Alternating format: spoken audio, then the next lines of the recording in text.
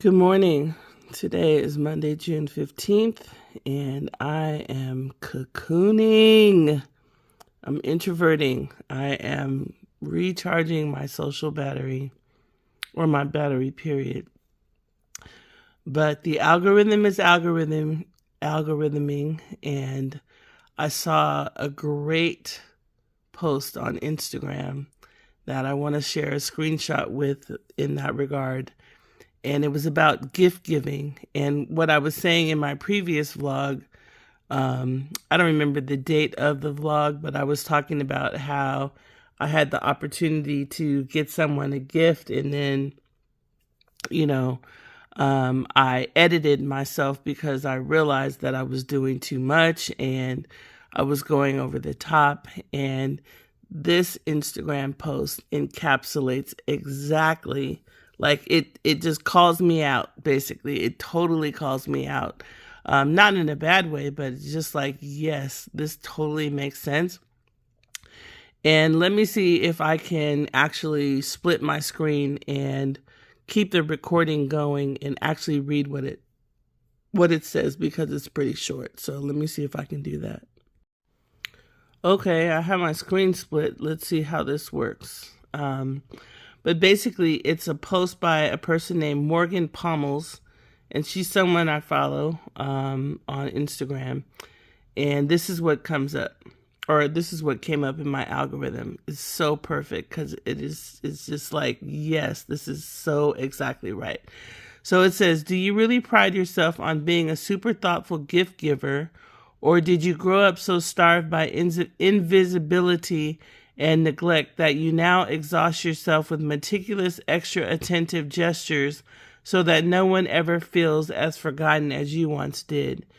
And what's hard about this is that my parents gave me so much materially, and they did so much for me in terms of materially.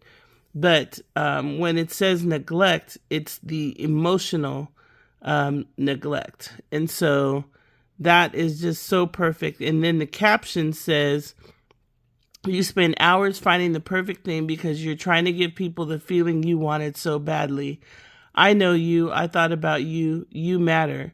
It's really an unconscious promise of, I won't let you feel forgotten the way I felt forgotten. But we don't realize how much of this is about our own wounding, trying to undo our own experience of being so overlooked by becoming extraordinarily attentive to everyone else.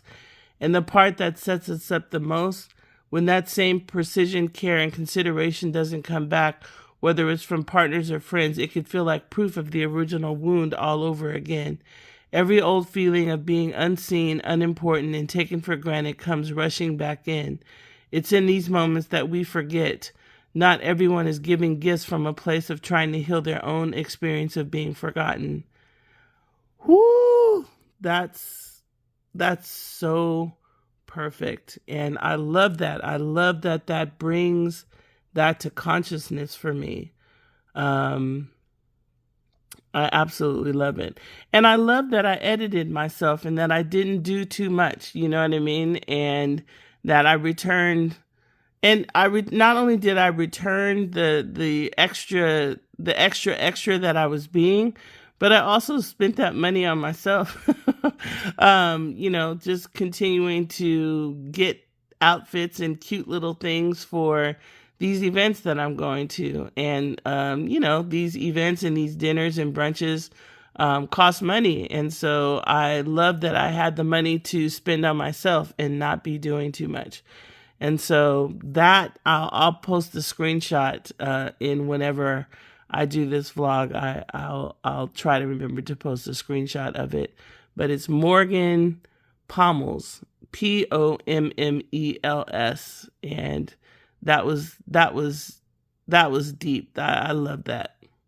I'm always working on myself, and I'm always, willing to look at my unconscious patterns and what drives and motivates me. And this is so perfect. If you grew up so starved by invisibility, and again, it's confusing because my parents did so much for me and they gave me so much materially. But then when it comes to my my feelings and my emotional world and all the things, that's where the neglect came in, because it's like, just, Nicole, just be happy. Like, my parents, I feel in their mind was like, we're giving you everything that we never had growing up, because they both didn't grow up in an affluent environment, and therefore you should be happy. And I'm looking down because my screen is split still. Let me see if I can. But you should be happy regardless. And the thing is that I had a whole emotional world that, and plus my parents split when I was young. So that was very devastating. Oh, here comes the tears. Okay. I'm going to go journal now and feel those feelings and not just dust them away by continuing to talk. But yeah, my parents split when I was young, and that was very devastating for me, for my dad to walk away from the relationship and walk away from the household. And I was a sensitive child, and I had a lot of emotions, and then on top of that, just feelings like my parents were trying to give me everything materially to make me happy, but then I felt like they themselves weren't necessarily happy unless they were pouring into me, into trying to create a world for me. And it was kind of like a vicious cycle, because it's like, oh, they're not happy, so therefore I'm not happy. But anyways, let me go and do some processing of my feelings about that, because I can feel that grief coming up, and I'm not just going to bypass that. So, bye-bye. So let me also add that what's coming in my spirit to say is that growing up, I was so blessed to be provided for materially by my parents, that I also felt shame and guilt, because I felt like my happiness and my joy and all the wonderful things that my parents did for me, that some of my other family members, especially one group of family members in particular that come to mind, they didn't have that. They were kind of like more of the have-nots than the haves. And then on top of that, there was a situation even in my household where I felt like I was a have, and someone else was more of a have-not kind of a thing, because I was so spoiled by my parents in a material sense. And so it's like, kind of like, well, I got a car when I turned 16, but the other person didn't, you know what I mean? Kind of a thing. And I just always felt terrible. Like, I felt bad. Like, I felt like, on the one sense, it's like I didn't want to give up all the goodies, but at the same time, I felt bad for the people that didn't have them. Like, I know also, too, some of my friends were have-nots compared to me being a have. And I felt also terrible guilt. And so how I think I tried to manage that, besides using drugs and alcohol and different things that I did growing up, and different challenges that I had, is also, it's just like, that's, I guess, when you're an empathetic person and you're a sensitive person, you can pick up on things. And I just feel like I picked up on people's misery, and then their misery would make me feel miserable, even though deep down that I also had a lot of happiness and I had a lot of joy, but then I would feel bad. And so, especially I would say after my father died, but even before that, and then I had terrible self-esteem challenges as well. I grew up in a very critical household and just had terrible self-esteem issues for a variety of reasons. Some of them also surrounding weight and my body and body shame and all the things. And I was heavily, heavily criticized and put on diets like this. That's a whole story in and of itself, sent to fat camp, like all the things. And so one of the things that I want to say today is that as of yesterday, I won the weight loss challenge. I think I may have mentioned that I've been in with these ladies. And one of the things that happened this morning is that there was a big post in the group, and it was like a flyer of me that someone used AI to make, and basically saying, congratulations, Nicole won the weight loss challenge. She won the $200 and everything. And what it reminds me of, or what it reminded me of as I was thinking about it, is how I tried to compensate for the bad feelings that I had about other people not having the same things that I had, is how I tried to compensate for that, like throughout life. Because also too, what happened is that I was super intelligent and smart. And so I got really good grades, and that happened because my mom was on our asses all the time. And if you got fucked up grades, you were in trouble.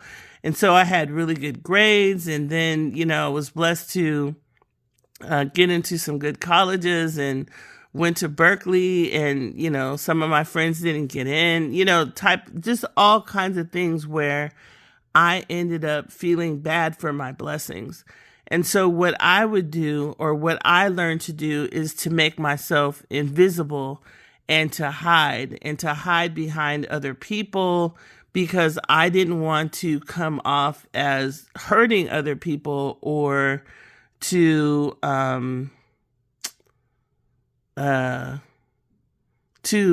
seem arrogant, or to seem egotistical and all the things. And, also, quote unquote Christian upbringing of being humble and blah, blah, blah.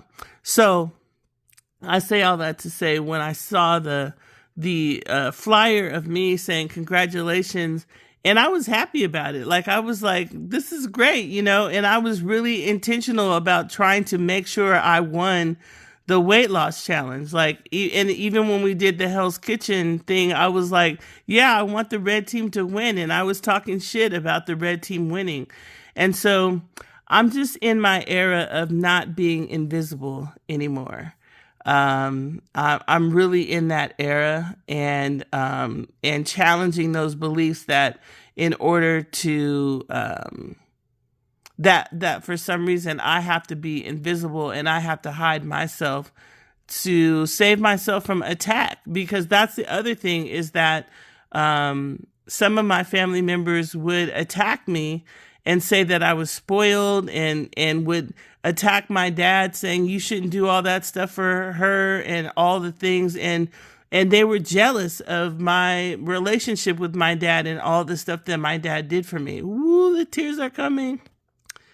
Whew, yes, they shamed me, they attacked me, they attacked my dad in terms of like saying my dad shouldn't do all this stuff for me. And so I learned to hide.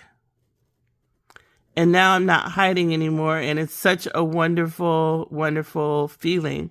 So that post that I was talking about, where the lady was talking about being invisible, is that it's not even necessarily that people made me invisible, even though that was an element of it too, of like, when I was growing up, if I had feelings, or I would say something about my feelings, one of my parents would be like, feelings, what are feelings?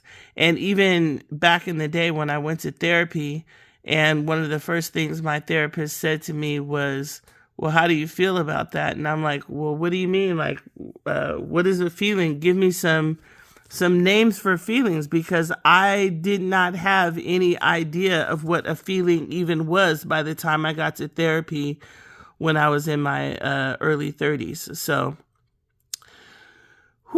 that was a lot. That was a lot.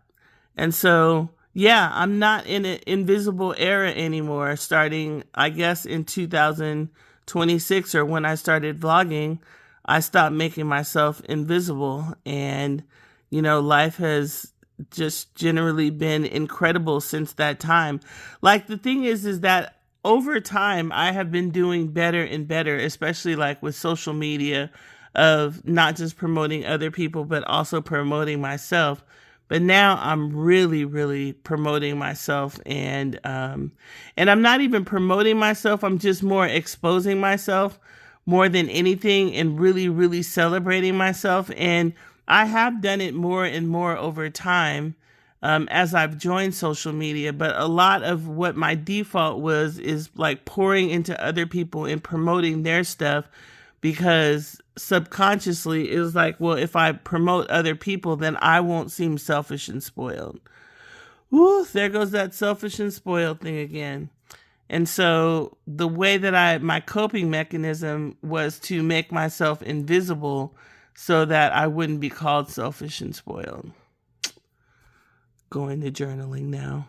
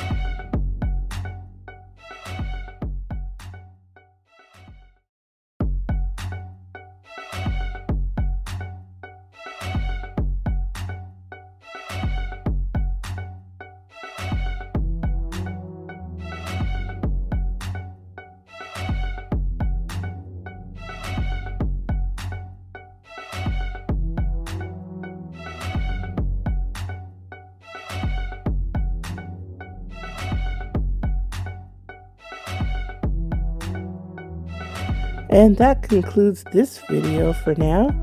Check out my other videos on my YouTube channel. I actually have two channels, Nicole D. Ford Vlogger and Nicole D. Ford Vegas, where my old vlogs reside, as well as a lot of former content of my previous things that I've done in life.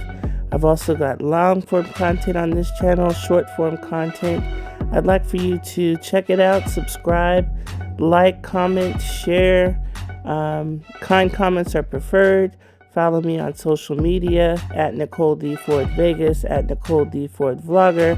All my links are in my bio, so check me out. Check out this channel, check out my other channel, and subscribe. Thank you for watching. Appreciate you. Make it a great day and choose happiness.